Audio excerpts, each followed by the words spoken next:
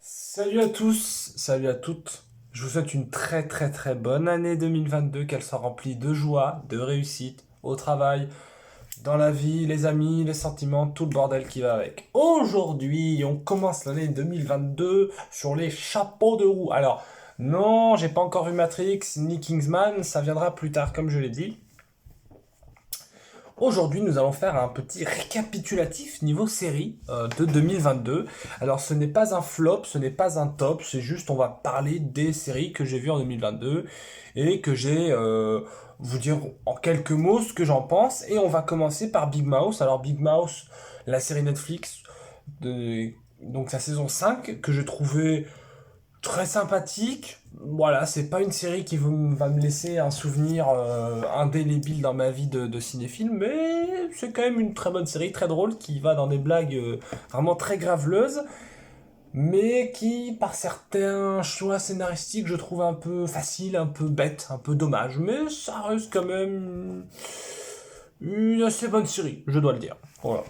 Après, on va parler de Rick et Morty saison 5. Et alors là, par contre, j'ai pris une claque. J'ai pris une claque parce que quand j'ai commencé à regarder Rick et Morty, donc je devais avoir 14-15 ans à peu près, je pensais que Rick et Morty c'était juste une série drôle qui faisait des blagues. Et en fait non, parce que ça raconte vraiment quelque chose, surtout sur le personnage de Rick, vraiment sur la famille, sur la solitude, la dépression, l'alcoolisme, enfin plein de choses très intéressantes qui passent évidemment par l'humour, mais c'est vraiment à mourir de rire. Mais en même temps, quand tu sais enfin, la dépression que ressent le personnage que ressent pardon le personnage de Rick, c'est vraiment très très fort, très très très. La saison 5 de Rick et Morty, c'est très très fort, vraiment. Et alors là, on va rentrer. Alors, on va pas encore parler des séries Marvel parce que je vous le réserve pour un peu après. On va parler de Flash. Flash, saison 7, donc. Je suis en train de regarder la saison 8. Flash est une série que j'aime beaucoup. J'aime beaucoup. C'est même la première série que j'ai regardée en entier de A à Z, donc en 2014. Je trouvais que les trois premières saisons étaient formidables et exceptionnelles et très bonnes. Et je trouve que Flash, c'est une série qui a toujours réussi à pallier son manque de budget par vraiment des vrais moments d'acteurs, où je trouve que c'est la série DC Comics avec les meilleurs acteurs, surtout quand vous voyez Arrow ou Supergirl. Donc vraiment, c'est une très bonne série. Et je trouvais que la saison 4 commençait un peu à essouffler le concept, même si je la trouvais bien. La 5 et la 6, je trouvais que c'était une purge intestinale fort, vraiment. Parce que la saison 6, il y a eu le Covid qui a impacté le scénario, du coup c'était vraiment, vraiment l'enfer. Et après, il y a eu la saison 7. Et alors là, la série, au fur et à mesure des épisodes et des intrigues, elle renaissait de ses cendres. Vraiment, la saison 7 est pour moi une des meilleures saisons. Là, je suis en train de regarder la saison 8, je trouve ça très bien, je suis très content que Flash, voilà, il y a eu un petit, comment dire, un petit ventre mou et que là, les saisons repartent et je trouve ça que c'est drôle, c'est fun, c'est sympathique, c'est toujours, les effets spéciaux sont pas très beaux, mais vraiment, c'est très bien joué, les scénarios sont vraiment cool, donc Flash, un petit bijou, vraiment. Alors, de quoi puis-je vous parler? Ah oui, tiens, je vais parler de ce qui est pour moi l'une des grosses révélations de cette année. Je l'attendais, le monde entier attendait cette saison. C'était bien entendu la saison 3 de Sex Education, qui est une saison que j'ai binge-watché, c'est-à-dire que je l'ai regardée en une seule journée. Vraiment.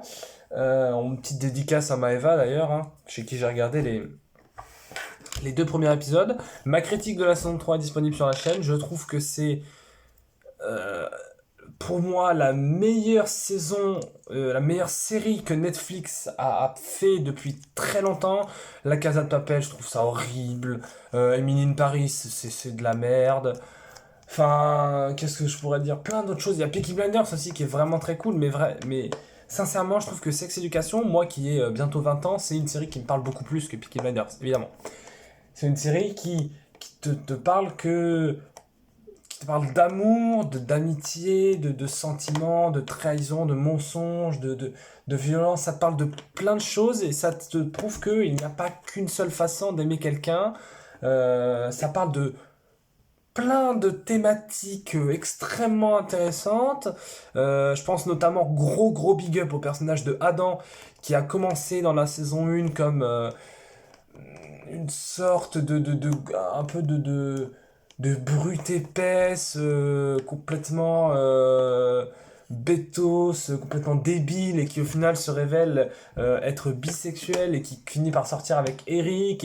Et je trouve que c'est vraiment, surtout dans cette saison, c'est l'une des plus belles évolutions de personnages que j'ai vues. À un moment donné, il écrit une lettre. Il me semble que c'est Eric qui écrit une lettre qui est l'un des plus beaux textes que j'ai pu entendre cette année. C'est vraiment, en fait, on ressort, je vous en parlerai pour This Is Us, mais on ressort de cette saison avec vraiment une envie d'aimer les gens, d'aimer la vie, parce que c'est formidable. Des grosses, à partir de l'épisode de... Les 3 derniers épisodes de cette saison, j'ai pleuré de joie, j'ai pleuré de tristesse, mais j'ai pleuré beaucoup, parce que c'est bordel de formidable. Et puis en plus, ce n'est pas, ça ne délaisse pas la technique, c'est-à-dire que les acteurs sont exceptionnel, le scénario est cool, il y a toujours comme toujours dans Sex Education, il y a une bande son, une bande originale, pardon, une bande son qui est formidable, les musiques sont vraiment en adéquation avec ce qu'on voit à l'écran. Et puis franchement, enfin, Otis, Maeve, Eric, Adam, même Monsieur Groff, le proviseur, qui a aussi un développement très intéressant dans cette saison, que je trouve très émotionnel. Le personnage de la mère aussi, de Adam, qui a un bon développement. Le personnage de Jean, le personnage de Ola, le personnage de Lily. Enfin, vraiment, tous les personnages ont leur petit moment d'acting, leur moment de beauté, leur moment de doute, leur moment de... Il n'y a pas un personnage qui est plus délaissé que l'autre. Alors forcément, les personnages comme Otis et Maeve sont plus avantagés, puisque ce sont eux les personnages principaux, je mets des guillemets, mais tous les personnages ont un développement, ont une histoire, quelque chose à raconter, je trouve ça formidable. Et puis alors le bisou Maeve Otis, là, moi j'étais pas prêt là. Je sais, je suis très excité, mais j'ai très peur pour la saison 4 de Sex Education, de justement qu'est-ce que va pouvoir raconter Lucy Nunn finalement, parce que c'est la créatrice de la série. Qu'est-ce qu'elle va pouvoir raconter, puisque, alors désolé, je vais spoiler à mort, hein, mais bon, ça fait plusieurs mois que la série est sortie.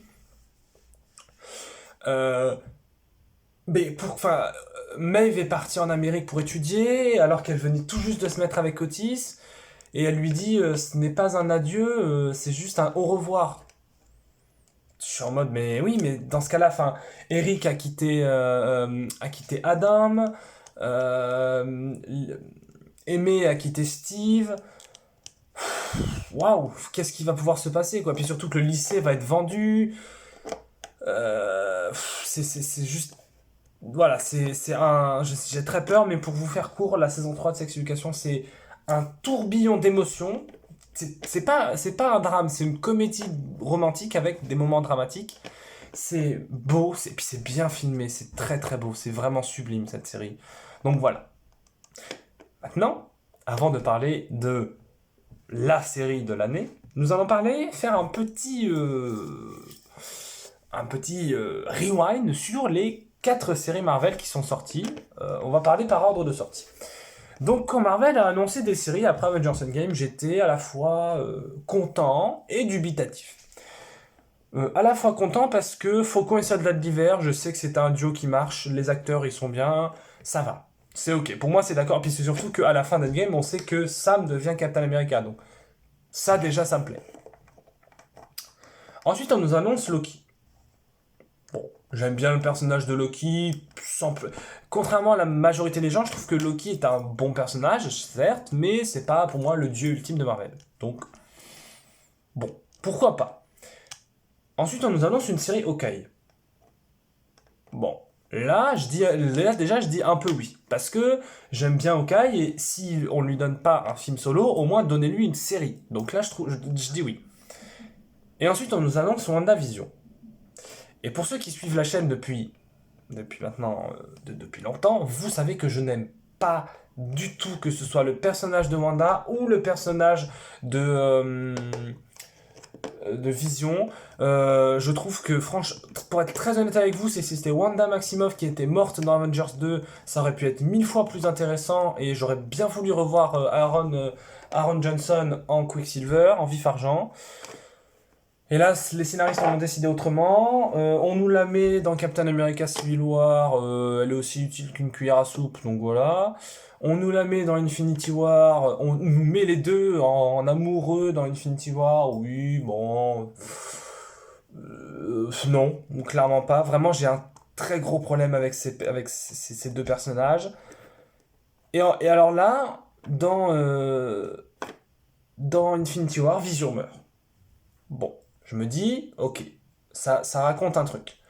Et Wanda revient en vie dans Avengers 4. Donc là, déjà, c'est cool. Il se passe quelque chose.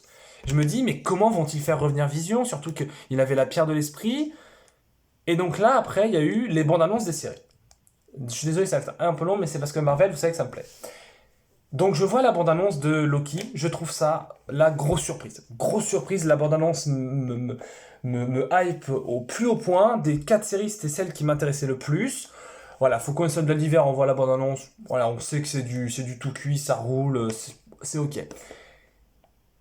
On voit la bande-annonce de Hawkeye qui sortira après. Pourquoi pas? Voilà, c'est une bonne série, très, très tranquille. Et là, on voit la bande-annonce de WandaVision. Et là, c'est la déconvenue. Là, c'est la déconvenue parce que ça ne me plaît pas. Parce que ça ne me plaît pas et ça me fait même très peur. Et donc, il y a WandaVision qui sort sur Disney+. Je vois les 2 premiers épisodes, j'aime pas. J'aime pas parce que c'est pas le MCU qui me plaît, c'est pas ce que j'aime dans le MCU. Je suis pas contre le principe de faire revenir des personnages et de finir par me les faire apprécier. Pour vous donner un ordre d'idée, on a réussi à me faire apprécier un personnage comme Hulk. Tu vois, on a réussi à me faire apprécier des personnages comme Daredevil dans la série Netflix. Donc, on peut me faire apprécier les personnages même si je les aime pas au début. Ben là, non. Ben là non, parce qu'en fait, WandaVision, à partir de l'épisode 3, ça commence à partir, il y a un début de quelque chose, et puis ensuite il y a l'épisode 4, 5, 6, où je me dis, bon, c'est pas ce que je préfère chez Marvel, j'en ai absolument rien à battre de ces personnages, mais au moins ça raconte quelque chose. Et alors là, en fait, pour vous donner une idée, en fait, WandaVision, c'est 8 épisodes, où pendant 2 épisodes il se passe rien, pendant 5 épisodes, on fait monter la mayonnaise, et au moment où ça doit péter, ben, il se passe rien. C'est-à-dire que le dernier épisode est probablement l'un des épisodes de série les plus décevants que j'ai pu voir de toute ma vie. C'est-à-dire que vraiment, une fin de saison, surtout que les séries de Marvel, c'est en une saison, sauf pour Loki. Donc à la fin de saison, il doit se passer un truc, ça doit raconter des trucs énormes pour le MCU. Enfin, regardez à la fin de Faucon et Soldat d'hiver, Sam devient le premier Captain America noir, donc symboliquement c'est formidabilissime. À la fin de Loki, tout simplement, Loki crée le multivers, donc, enfin, on va reparler de la fin de Hawkeye plus tard, mais vraiment, grosse déception, WandaVision, parce que non seulement j'en attendais rien, la série, à un moment donné, a tenté de me faire croire qu'il se passerait quelque chose, et au final, il n'y a rien. Au final, c'est du vide. C'est du vide, on a essayé de faire une série sur des personnages vides, et je trouve ça dommage et nul. On aurait dû laisser ces personnages. Et donc là, en tant que fan de Marvel, vous savez qu'il y a la bande-annonce de Doctor Strange 2 qui est sortie, et donc nous savons que Wanda Maximoff aura un rôle important dans le film. Bon, on sait que ce que ça raconte dans WandaVision, c'est qu'elle était tellement en dépression parce qu'elle a perdu son frère, elle a perdu, comme tous les Avengers, elle a perdu, et en même temps, elle a perdu son amour, donc elle a manipulé mentalement une ville entière dans une dimension de poche pour contrer sa solitude et sa dépression. Et ça, je trouve ça formidable. L'idée de base de la série est exceptionnelle, mais la façon dont elle est traitée, non, non, non, non, non. Et alors là, dans Doctor Strange in the Multiverse of Madness, ça avec l'accent anglais, tu connais, eh bien, elle revient. Et Doctor Strange lui dit, on a besoin de ton aide. J'attends de voir Mais de ce que j'ai vu, et puis surtout que Doctor Strange 2, c'est Sam Raimi qui réalise. Donc je pense qu'il va peut-être réussir à me faire aimer euh, un personnage que je n'aime pas. On y croit. Voilà. Désolé, c'était très long WandaVision, mais j'avais beaucoup de choses à dire. Donc parlons rapidement, rapidement c'est genre 45 minutes, non, rapidement de Faucon et Soldat de l'hiver, je vais essayer de faire court. Scène d'action exceptionnelle, duo d'acteurs formidable, scénario de fou furieux, mise en scène extrêmement stylisée et extrêmement pas mal, symboliquement très très fort, symboliquement très très fort. Ça raconte des choses sur le racisme dans le monde super-héroïque que je trouve, moi, très intéressant. Alors après, il y en a qui peuvent trouver que c'est un peu péteux, que c'est un peu de la merde. Oui, chacun a le droit d'avoir son avis, mais je pense à cette scène où Sam Wilson, il a pas son costume, il a rien, et où il va à la banque pour aider sa sœur, puisque sa sœur, il a une famille normale, j'ai envie de dire. Et en fait, ben, vu qu'ils sont renois, ils ne peuvent pas avoir de prêt. Et là, tu te dis, mais attends, je suis en train de regarder un Marvel et le gars est un Avengers, il peut pas avoir de prêt à la banque. On est où là? Et même, je pense au personnage d'Isaiah Bradley, euh, qui est donc, c'est pas trop expliqué dans la série, mais qui était une sorte de Captain America noir, sauf que il y avait Steve Rogers et que du coup il a été complètement éclipsé. Et en fait, ben, c'est très émotionnel en fait. Que Sam, toute sa vie, il a passé voilà, quelques moments de sa vie chez les Avengers, à sauver des gens, et il a jamais pris conscience du racisme et tout ça. Et c'est pareil pour le développement. Moi, je trouve que le Soldat de l'hiver est l'un des 10 personnages Marvel qui a le développement le plus intéressant et le plus attachant, puisque c'était le meilleur ami de Steve. Euh, il a été manipulé par Hydra, il a fait des choses absolument horribles, il a une colère, une noirceur en lui, et c'est pour ça que Steve ne lui a pas donné le bouclier, parce qu'il sait,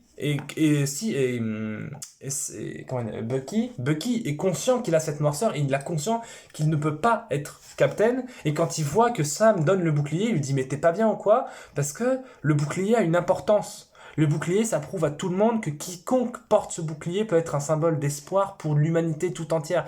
Et c'est pour ça que, à la fin d'Avengers Endgame, où c'est la fin d'une ère, on attend de nouveaux héros. On attend Spider-Man, on attend Doctor Strange, on attend Black Panther, et Iron Man et Captain America, qui sont des sortes de mastodontes, qui sont les premiers héros du MCU, qui ont donné, que ce soit dans la fiction, dans l'univers Marvel, ou à nous, spectateurs, qui nous ont fait rêver, qui nous ont dit que tout le monde peut être un héros. Et c'est ça que ça me raconte, moi, Faucon et Soldat de l'hiver, c'est que tu peux partir du fin fond de la Louisiane à subir le racisme et au final devenir Captain America. Et ça, je trouve ça formidable. Et je trouve ça exceptionnel et je trouve ça beau. Moi, la fin du Faucon et Soldat de l'hiver, je trouve ça très très beau. Même si ça tease pas des trucs de ouf, comme je le disais pour le MCU, ça tease quand même quelque chose de pas mal, c'est qu'on a un Captain America noir et qui va être dans les Avengers. Et alors là, je peux vous dire que ça va dépoter les poteaux, hein. Donc voilà. Alors, ensuite, il y a eu Loki. Il y a eu Loki. Ah, mais il y a eu What If aussi. Bon, je vais en parler. Bon, la vidéo va faire 40 minutes. Voilà. Alors, Loki, comme je vous le disais, la bande-annonce, formidable. Et Loki, c'est la série qui est restée la plus régulière sur les 6 épisodes. Je trouve que c'est bien. 6-8 épisodes, c'est court, c'est concis, c'est clair, c'est bien. Et en fait, ben, Loki, c'est... Et attention, vous savez que Captain America, c'est mon perso préféré de Marvel. Vous savez que j'adore Captain, les Avengers, mais franchement, Loki, je pense en termes de tout, c'est la meilleure série Marvel à ce jour. Parce que, euh, tout simplement, il y a une volonté de bien faire dans cette série. Tom Hiddleston, qui joue Loki, est pépite. Sa relation avec Owen Wilson, qui arrive dans le MCU, qu'on ne voyait pas dans ce genre de rôle, très bien. Ils ont un duo qui marche vraiment bien. Le scénario, on se doutait un peu de ce qui allait arriver, mais en même temps, on s'en doutait pas. C'est que Marvel, ils arrivent toujours à te faire aller là où tu penses pas, quoi. Donc vraiment, c'est juste exceptionnel. La mise en scène est dinguissime. Je pense à l'épisode 3, à la scène de fin où tu as un plan séquence de 5 minutes. Alors oui, c'est un faux plan séquence en numérique, mais n'empêche que c'est beau. La relation avec Sofia Di Martino, à savoir Sylvie du coup, enfin Miss Loki, Lady Loki plutôt, est une belle relation parce que, et surtout la fin que je trouve très émotionnelle, c'est que en fait Loki pensait avoir trouvé, avait pensé avoir appris à faire confiance, pensé avoir trouvé l'amour et pensé avoir même trouvé un ami en la personne de Mobius, donc de Owen Wilson. Et quand au final Lady Loki finit par tuer, spoiler, Kang, elle finit par donc péter littéralement le continuum spatio-temporel et donc créer le multivers, ou juste ça. Et bien en fait, elle le trahit et donc ça efface, pas, on sait pas encore comment, mais ça efface la mémoire de Loki, de Mobius, pardon, et donc Mobius ne se rappelle plus de son amitié avec Loki. Et alors là, je peux vous dire que Loki pleure, mais alors nous spectateurs, on n'est pas bien. Là, on n'est pas bien quand on voit cette scène, hein.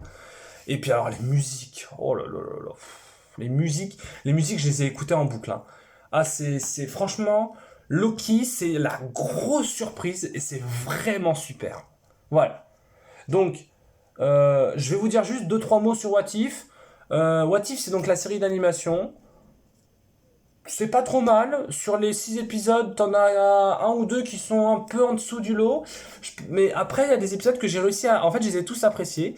Et je pense notamment à l'épisode de Supreme Strange où en fait c'est une réalité alternative dans laquelle Doctor Strange, au lieu de perdre l'usage de ses mains, il perd Christine Palmer, sa femme, enfin sa copine, son amour quoi.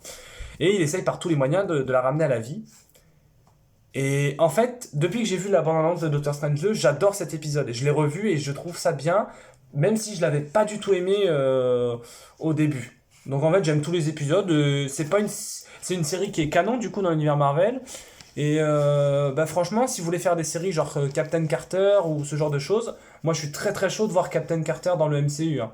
Interprété par l'actrice qui joue Peggy Carter. Là, moi, si on a deux Captains dans le MCU, alors moi, je dis oui, hein, clairement, hein. Donc voilà. Hawkeye, c'est complexe. Hawkeye, c'est complexe. Donc la série qui s'est terminée il y a 2 semaines. Oui, qui s'est terminée il y a 2 semaines. La semaine de Noël. Comment vous dire? En fait, Hawkeye, je trouve que c'est le personnage avec Ant-Man qui est le plus sous-coté, que ce soit en termes de puissance ou en termes juste de personnage. Je trouve que c'est un personnage qui est très attachant, c'est un personnage qui est très drôle, qui est très fort. Les moments où il y a Hawkeye dans les films, je trouve qu'il n'y en a pas assez. Et en plus, moi ce que ça me raconte, moi qui idolâtre le super-héros, c'est on peut être super-héros même si on n'a pas de pouvoir. Alors là, je sais que les fans de super-héros, vous allez me dire, oui, mais il y a Batman, il y a le Punisher, il y a Daredevil. Oui, oui, oui, oui. Mais voilà, calmez-vous. Ok, ça me raconte que on peut même être juste un agent du Shield, comme Black Widow d'ailleurs. On peut juste avoir un arc et des flèches et être dans les Avengers. Donc c'est un message d'espoir pour tout le monde, tu vois. Et alors, on nous annonce Ellie Stanfield dans le rôle de Kate Bishop. Bon, je connais pas trop l'actrice, j'ai pas vu Dickinson. Et avant de regarder la série, je vois True Grit, dont je vous ai parlé sur la chaîne, dans une vidéo qui a fait un bide total. Et en fait, je regarde le premier épisode d'Hawkeye, ça commence doucement, l'intrigue se met en place, les personnages sont plutôt pas mal, mais j'attends de voir. Et puis après, ça roule. L'épisode 2, 3, 4, ça roule, ça roule, ça roule. Les personnages sont très attachants. Hailey Steinfeld, que je n'aimais pas dans le premier épisode, je la trouve au final très attachante. Et puis elle joue très bien. Je trouve elle est dans la fougue de l'adolescence, dans l'idolation. Dans l'idolation. Bon, je sais pas si ça se dit, bref. Dans l'idolation du super-héros Hawkeye. Et alors, dans l'épisode 4, on a Yelena Belova qui revient. Du film Black Widow. Oui, oui, clairement oui. Moi, je dis oui. Elle est engagée pour tuer Barton. Pourquoi pas. Et ensuite, à la fin de l'épisode 5, méga gros cliffhanger. Il y a le Caïd. Le Caïd, interprété par Vincent D'Onofrio, le même que dans la série Netflix Daredevil. Ah bah oui. Ah bah là, je dis oui. Et au final, le dernier épisode de Hawkeye, ça aurait été une très grosse déception. Ça aurait été une très grosse déception parce que le Caïd n'est... C'est pas qu'il n'est pas respecté, c'est juste que quand on sait ce que Vincent D'Onofrio peut donner en termes d'acteur, en termes d'acting, dans la série Daredevil et que là on le voit là, c'est un peu au rabais quoi, c'est un peu pour... Voilà quoi, c'est un peu dommage je trouve. Yelena Belova se retrouve donc face à Clint Barton. Et franchement, même si, alors attention, je vais faire hurler les fans, je pense que ça aurait été très intéressant pour la suite du MCU qu'elle finisse par le tuer, finalement. Parce que Yelena Belova n'est pas une héroïne, elle n'est pas une méchante, c'est une anti-héroïne. Voilà, un anti-héros. Et je trouve qu'elle aurait dû aller au bout de son truc et que elle se serait rendue compte de ses actes et que même justement Kate Bishop aurait pu prendre le deuil de Clint Barton pour devenir le prochain Hawkeye. C'est ce qu'elle va devenir puisque Hawkeye se rentre avec sa famille. Donc voilà. Mais j'ai un peu de mal avec ce dernier épisode. Je trouve que c'est très dommage. Quoi. Il y avait moyen de faire une très bonne fin de série. Alors attends, elle est évidemment 1000 fois mieux que la scène que le dernier épisode de WandaVision parce que bah, l'action dans WandaVision voilà. Alors que là, on a une scène d'action finale quand même bien fun, bien barrée, comme on l'aime. On fait un nouveau costume œil de faucon. J'aurais bien aimé qu'on lui fasse son masque comme dans les comics, mais bon, ça c'est juste mon avis à moi. Voilà, ok, c'est une plutôt bonne série. Il y a Vera Farmiga qui joue dedans, qui avait joué dans Godzilla 2, et également dans les films Conjuring, que je trouve que c'est une assez mauvaise actrice. Et là, on joue un personnage qui est détestable, et en fait, c'est elle la méchante. Et en fait, elle joue bien. Voilà. En fait, elle sait jouer quand elle est bien dirigée. Donc, franchement, c'est cool. Voilà. Alors maintenant, voilà, on est à combien? On est à 26 minutes de vidéo. Personne ne va voir cette vidéo. Bon, c'est pas grave. Je vais vous parler de la saison 5, le This Is Us. À l'heure où je tourne cette vidéo, nous sommes le 3 janvier. Et la saison 6, qui sera la dernière de This Is Us, sera diffusée à partir de demain sur ma canal. This Is Us est une série que j'ai commencé à regarder quand j'avais donc 14-15 ans à peu près, qui parle de paternité, qui parle de maternité, qui parle de famille, qui parle d'adoption, qui parle de comment on appelle ça, d'adoption, j'ai déjà dit, qui parle également d'homosexualité, qui parle de crise d'angoisse, qui parle de relations fraternelles. Je crois qu'un jour il faudra que je vous fasse un top de mes personnages de séries et de films préférés. Et en premier, il y a évidemment Barney Stinson. Non. En fait, voilà, je vais vous le dire pour être très simple. Il y a toujours ce mini débat dans ma tête où je ne sais pas quelle est ma série préférée, si c'est How I Met Your Mother ou si c'est This Is Us. This Is Us, c'est une série que je regarde une fois chaque épisode. Tandis que là, How I Met Your Mother, j'en suis à mon troisième visionnage de la série en entier. Et en fait, même si ça brasse sur certains trucs, les deux séries brassent à peu près les mêmes sujets, on va dire. Même si c'est par le biais de la comédie pour How I Met Your Mother et le biais du drame pour This Is Us. This Is Us est une série qui, au fil des saisons, je trouve de plus en plus émotionnelle et de plus en plus jouée d'une justesse absolument sublime. C'est-à-dire que je trouvais que la saison 4 était exceptionnelle, la saison 3, la saison 2, la saison 1, c'était un bijou d'écriture, un bijou de jeu, un bijou de mise en scène. Mais au-delà, en fait, la mise en scène, j'en ai rien à faire parce que les acteurs sont tellement dans les personnages qui me transmettent des choses que je ne retrouve jamais dans aucune autre série actuelle. C'est-à-dire que dans cette série, ça a été fait donc après le meurtre de George Floyd, et donc ils ont décidé d'inclure donc le Covid et les émeutes raciales et le racisme dans leur thématique de cette saison, puisque Randall, le fils adopté, est donc un enfant noir, et sa sœur et son frère sont blancs, et Kevin, son frère acteur, a donc pas été très gentil avec lui durant son enfance, et il s'en rend compte avec ce qui se passe en Amérique, dans les émeutes raciales, tout ça, et du coup, on a un épisode qui est l'épisode de série où j'ai tout simplement le plus pleuré de toute cette année. Même au cinéma, je n'ai pas pleuré autant, même devant les Olympiades. Et en fait, Randall discute avec lui et tout. Et en fait, il lui fait comprendre que ça a été un connard avec lui, quoi. ça a été un connard avec lui, que ce soit juste en termes de frère, mais également en termes de raciste. Il lui a dit, ouais, t'as été raciste avec moi, et t'es censé être mon frère. C'est à la fois très violent, mais ils ont des moments de beauté, où au final ils finissent par se réconcilier, plus ou moins. C'est formidable, c'est absolument extrêmement bien écrit, le texte est très fort, je trouve que c'est vraiment une véritable pépite, cet épisode, et cette saison, cette fin de saison un peu aigre-doux finalement, où Kevin a eu un enfant a eu des jumeaux d'ailleurs avec une femme avec qui il a pratiqué le coït finalement. Il décide, étant donné qu'il a passé sa vie seul, qu'il ressent une vraie solitude, que c'est un ancien alcoolique, tout ça, il décide de la demander en mariage, sauf qu'en fait, ils se rendent compte tous les deux qu'ils ne sont pas amoureux l'un de l'autre, et que donc le dernier épisode, ben, au final, le mariage est annulé, mais on apprend que il va se marier avec quelqu'un, et moi je peux vous dire très très honnêtement, que si jamais Kevin se marie avec son amour d'enfance qu'on voit dans la série, à savoir Chloé, ah moi je vais chialer très très très très fort. Parce que moi, les histoires d'amour qui durent pendant des années, c'est ma Madeleine de Proust au cinéma. Vraiment, c'est... Ah. Donc vraiment, pépite. Voilà. Donc voilà, je vous ai parlé d'à peu près toutes les séries que j'ai vues cette année. Peut-être que j'en ai oublié. C'est possible. Mais j'ai décidé de vous parler que de celle-ci parce que c'est là où j'avais le nombre de choses le plus intéressantes à dire. Voilà, la vidéo est très longue, j'espère que vous la regarderez, j'espère qu'elle vous plaira. Mettez un pouce bleu, un commentaire en mode oui, je suis d'accord avec toi parce que nanana, ou à contrario, non, je ne suis pas d'accord sur cette série parce que nanana. Voilà. Je vous dis à bientôt pour de prochaines vidéos. Encore une fois, bonne année et allez voir plein de films et regardez plein de séries.